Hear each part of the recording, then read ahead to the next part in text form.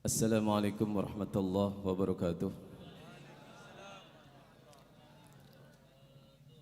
Alhamdulillah. Alhamdulillahi ala ni'amihil gharra wa alaihi tatra. Wassalatu wassalamu ala sayyidina Muhammadin al-mahsus bi jazilil bushra wa ala alihi wa sahbihi adh-dhakirin Allah kathira fi sirri wal jahra, amma ba'd. Subhanaka la ilma lana illa ma 'allamtana innaka antal alimul hakim. Rabbi israh li sadri wa yassir li amri wahlul 'uqdatam min lisani yafqahu qawli bi jahi sayyidina wa nabiyina Muhammadin sallallahu alaihi wasallam.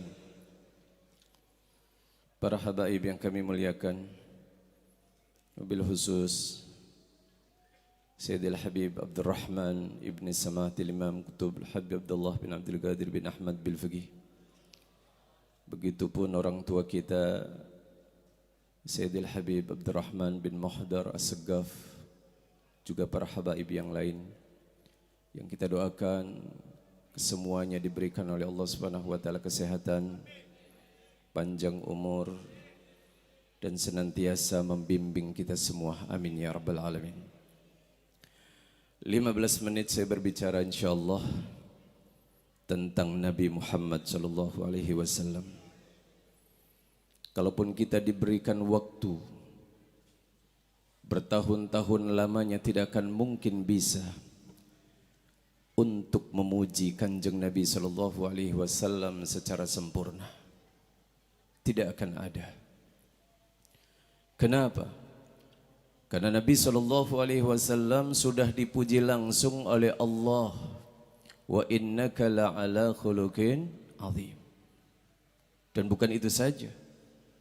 Ayat-ayat yang di dalamnya adalah pujian Allah kepada junjungan kita Nabi besar Muhammad sallallahu alaihi wasallam.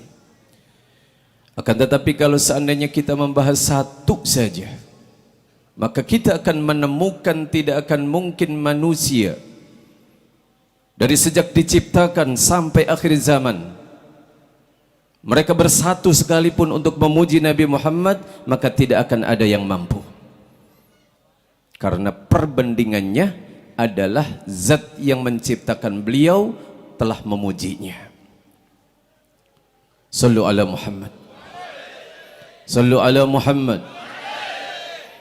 Maka jangan berani-berani untuk mengatakan jangan banyak memuji Kanjeng Nabi Muhammad sallallahu alaihi wasallam. Karena apa yang kita lakukan sedikit nilainya. Tidak ada artinya apa-apa dibandingkan dengan pujian Allah Azza wa Jalla.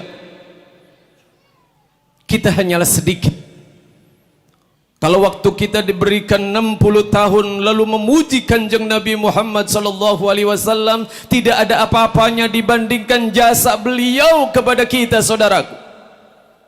Jika tidak karena Nabi Muhammad, pastinya kita akan digiring menuju nerakanya Gusti Allah.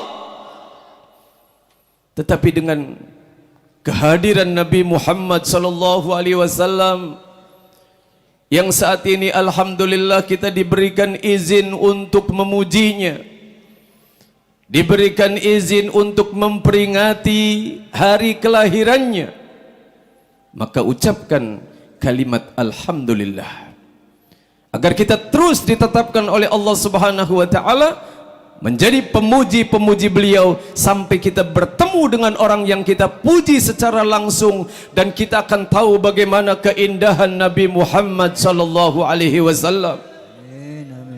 Seindah apapun kita memuji beliau, tidak ada artinya dibandingkan kenyataan yang ada. Karena beliau lebih tinggi daripada apa yang kita renungkan, saudaraku. Karena yang kita renungkan adalah terbatas.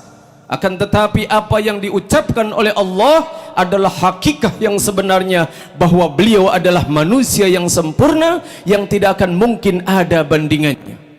Sallu ala Muhammad. Alhamdulillah, kita diberikan izin oleh Allah Subhanahu wa taala untuk berkumpul di tempat ini. Tidak perlu kita membahas panjang. Cukup dengan ayat kul bi fadlillah wa bi rahmatihi fa bidzalika falyafrahu huwa khairun mimma yajma'un. Kalau ada yang bertanya di luaran sana, mana dalil daripada kita mengadakan acara maulid? Allah Subhanahu wa taala sudah mengatakan kul bi fadlillahi wa bi rahmatihi fa bidzalika falyafrahu. Katakanlah, dengan fadlnya Allah juga rahmatnya Allah. Sayyidina Abdullah bin Abbas di dalam tafsirnya mengatakan fadlnya Allah adalah ilm, rahmatnya Allah adalah kehadiran Nabi Muhammad sallallahu alaihi wasallam. Yang hakikat daripada ucapan ini adalah bersumber dengan ayat wa ma arsalnaka illa rahmatan lil alamin. Sesuai ucapan Allah Subhanahu wa taala yang satu dengan ucapan yang lain yang mengatakan bahwa Nabi Muhammad sallallahu alaihi wasallam adalah rahmatan lil alamin. Kul bi fadlillah wa bi rahmatihi fa bidzalika falyafrahu. Kita disuruh apa oleh Allah? Disuruh untuk bergembira dengan rahmatnya Allah. Maka tidak ada satu rahmat yang lebih besar, saudaraku, daripada kelahiran Nabi Muhammad sallallahu alaihi wasallam. Sehingga kita ketika duduk di tempat ini mengadakan acara yang hati-hati kita diberikan rasa bahagia, itu menunjukkan bahwa kita mengikuti perintah Allah tersebut. Kul bi fadlillahi wa bi rahmatihi fa bidzalika falyafrahu. Itu lebih baik daripada apa yang kita kumpulkan. Kita mengumpulkan dunia sebanyak apapun, tidak ada apa-apanya dibandingkan dengan kenikmatan telah menetapkan Allah menjadi umatnya Nabi Muhammad sallallahu alaihi wasallam. Laqad manallahu 'alal mu'minin idz ba'atha fihim rasulan min anfusihim yatlu 'alaihim ayatihi wa yuzakkihim wa yu'allimul kitaba wal hikmah wa in kanu min qablu lafi dhalalin mubin. Itu yang dikatakan oleh Allah. Sungguh Allah telah memberikan kepada kalian. Perlu diketahui di dalam ayat Al-Quran ada an'am, ada manna. Ketika manna itu pengertiannya adalah pemberian yang tidak ada batasnya. Pemberian yang nilainya jauh daripada hanya Allah memberikan kehidupan dunia. Laqad manallah 'alal mu'minin. Kepada siapa Allah memberikan? Kepada orang-orang yang mukmin. Maka bagi kita yang merasa dirinya orang mukmin, saudaraku, ketahuilah bahwa Allah telah memberikan kenikmatan besar. Laqad manallahu 'alal mu'minin idz ba'atha fihim rasulan. Ketika Allah Subhanahu wa taala telah mengutus siapa? Ar-Rasul. Siapa beliau? An-Nabi Muhammad sallallahu alaihi wasallam. Kita diciptakan di akhir daripada akhir zaman yang tidak ada nabi setelahnya. Tetapi begitu kita tahu bahwa kita dilahirkan di akhir zaman, kita punya nabi yang teristimewa. Seandainya mereka para nabi, baik itu Nabi Nuh, Nabi Ibrahim, Nabi Musa, Nabi Isa dan yang lainnya hidup di zamannya Nabi sallallahu alaihi wasallam, maka pastilah mereka apa? Mereka akan beriman kepada Nabi Muhammad, akan mengagungkan Nabi Muhammad, memuliakan Nabi Muhammad, karena itu amar daripada Gusti Allah. Kalau mereka para anbiya saja dianjurkan untuk bergembira, mengagungkan, memuliakan, lalu bagaimana kita dengan umatnya yang sudah ditunjukkan jalan untuk menuju surganya Gusti Allah. Maka mudah-mudahan kita yang ada di tempat ini dijadikan ahlil jannah insyaallah. Dijadikan orang-orang yang senantiasa duduk bersimpuh untuk hatinya ingat kepada Nabi besar Muhammad sallallahu alaihi wasallam. Itu saja mungkin yang dapat saya sampaikan.